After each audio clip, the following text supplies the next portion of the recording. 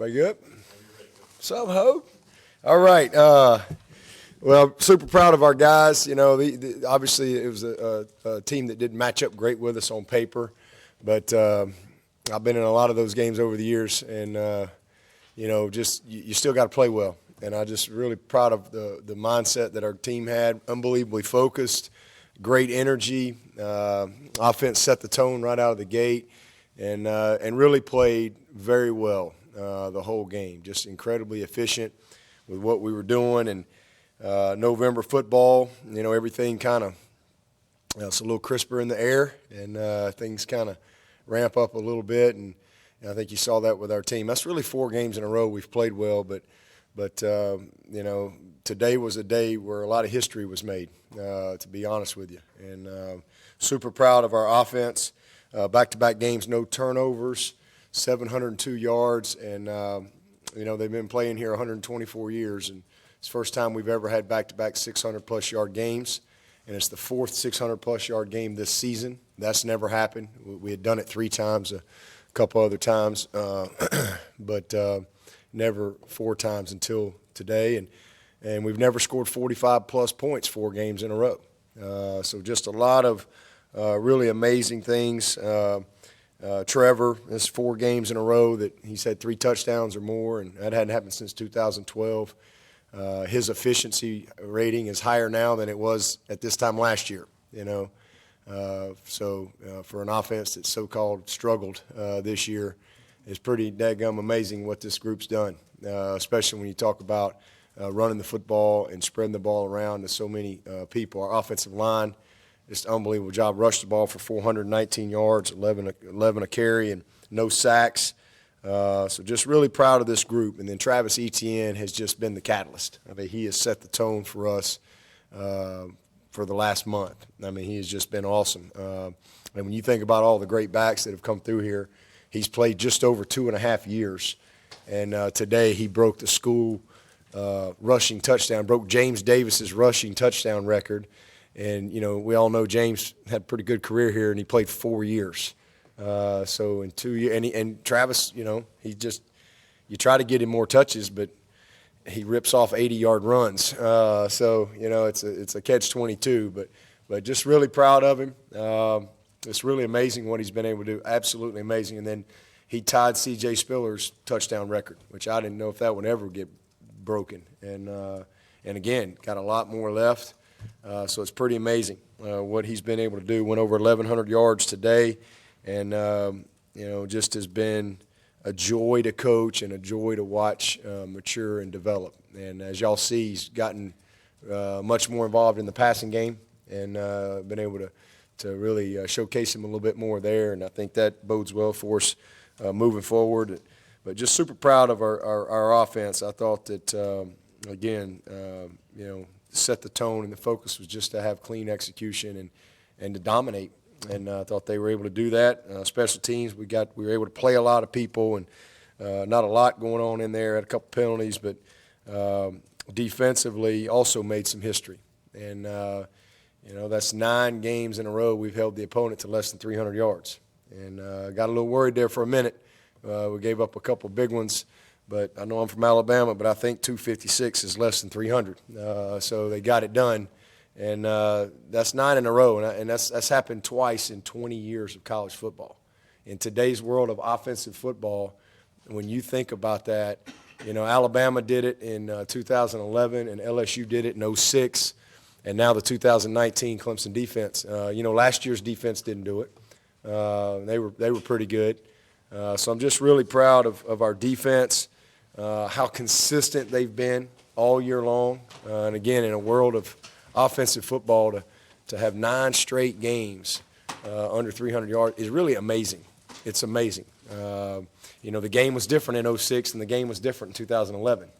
In 2019, it's even more impressive what this group's been able to do. So I'm just super proud of our staff and those players and what they've been able to accomplish, and obviously tied a school record for wins at home, and you know, something special for this team and this senior group to have a chance to break the record on their senior day, you know, a couple weeks in our last home game. So a lot of good things. But at the end of the day, we're 9-0, and we're where we hope to be. I think we're a team that has improved. We're a focused football team. We got tremendous leadership. We were able to hold a few guys today, which hopefully will help us as far as just kind of really getting healthy.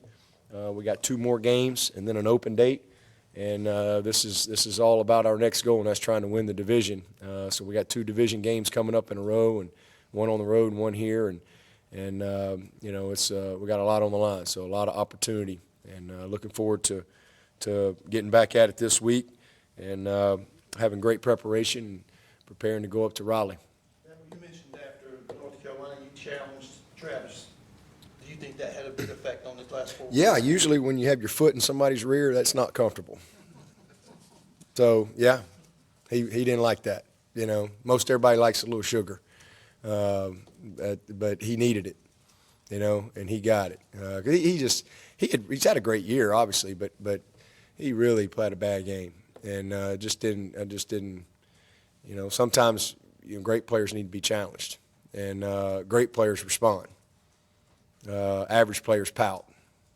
He responded. Great players want to be coached. Great players want to be held to a standard, and hadn't really had to do that very much with Travis.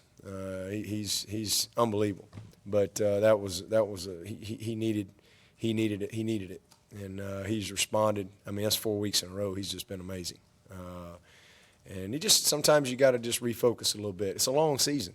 These are young people, and it's a lot going on in school, and it's a grind. But he's really been amazing, and he's been a great leader too. That's been fun to see because he's never had to lead, but he's been a great leader for Linjay and Ches and Mikey, as has Rencher. Rencher probably doesn't get enough credit that he deserves on our football team for the. He may not show up in the stat column quite as much, but he's as good a leader as we've had on this team, and very respected. Coach, you gave up that 1 touchdown late, but Mike Jones, Sheridan Jones, a couple of backups able to get in there and create a turnover. How nice was that to see? It was awesome. Yeah, we had a lot of guys in there. Of course, Isaiah had the interception, and but to see those guys get in there and do that, it's awesome. I think we played 100-something guys, so that might be a record, 2 games in a season to play 100-something guys, but. We played well. I mean, really, it was really our 2 veteran guys that kind of busted. We had one where they got outside on the 1 touchdown over on the side, the touchdown run. Kayvon was in a little bit of a bind, but that was still his responsibility to get outside. But it was tough too because with what we were asking him to do, he was kind of protecting the field a little bit too much. So really just a great play by them. And then Nolan got a little nosy.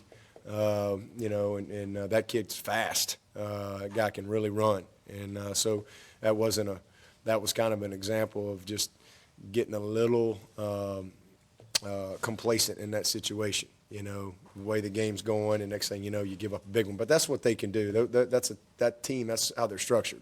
They had one guy wide open. Now they beat us on that play, but early in the game they had a guy wide open and.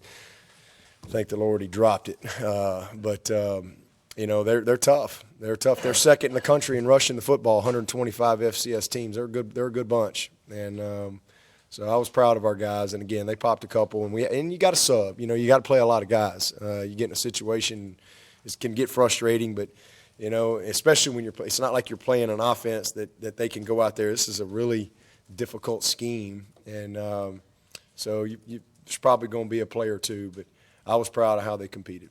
I mean, you saw Jake Venables. How about Jake Venables? Man, he had 3.5 tackles for loss, and he's really starting to hit his stride. He's going to be a heck of a player, but battled hamstrings all through fall camp and came back, then had another setback. But now he's really hitting his stride and playing fast and physical. It was good to see Levante Bentley. I know he got thrown out of the game, but, man, he is going to be a heck of a football player for us. Really super proud of Levante. And, he sparked, saw him in special teams. We were able to play a few guys that we're trying to hold. We were able to get them in the game today. You saw guys like White's, the kicker. You saw Levante. You saw Greg Williams. You saw some of those guys that Ray Thornton, that we know we want to hold. Today was one of those games we could get them in. And then we had a little group that we didn't play today purposely because we were trying to save a game, for down the road. Did you get a good feeling during the week that your guys had the appropriate mindset? Absolutely. Yeah. I mean, it was a great week of preparation, and, we just really don't make it much about the opponent. I mean, and that's why we've been successful. I mean, it just, we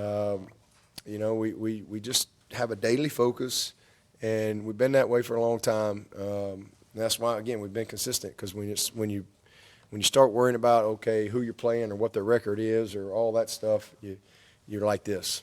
And it takes great leadership, and it takes culture, and that's what kind of sustains us around here. We just come to work, we do what we do on Monday, we do what we do on Tuesday, and we get excited to play. And this is a week, where I talk to them about just being enthusiastic about improving, and playing well, and continuing to build our team, continuing to grow our depth, and I think we were able to accomplish those things. Yeah, but Tuesday night will be the first football committee's rankings coming out. Is that a distraction at all? No, not at all. No, not a distraction at all. I mean, we're just rolling where we need to be. I always tell them, we got a little saying around here: some horses start fast, some start slow, but the thoroughbred's great at the final pole.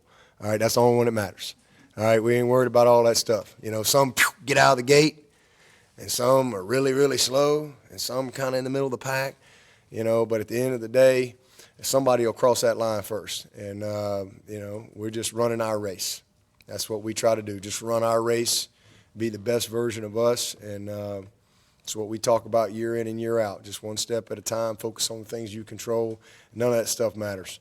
I mean, it just doesn't. What matters is that we beat NC State. Y'all heard me say, Wisconsin, I'm sure a couple weeks ago they were having a lot of discussion about why aren't they in the top 4 and should they be this and that. Well, then they lost to Illinois. They ain't got to worry about that no more. All right, that won't be a part of the discussion on Tuesday, so you don't need to worry about that stuff. Now the fans and the media, that's great. I mean, that's just part of your job, and that's part of being a fan. But this is what you do when you're a player, when you're a coach. You can't worry about that.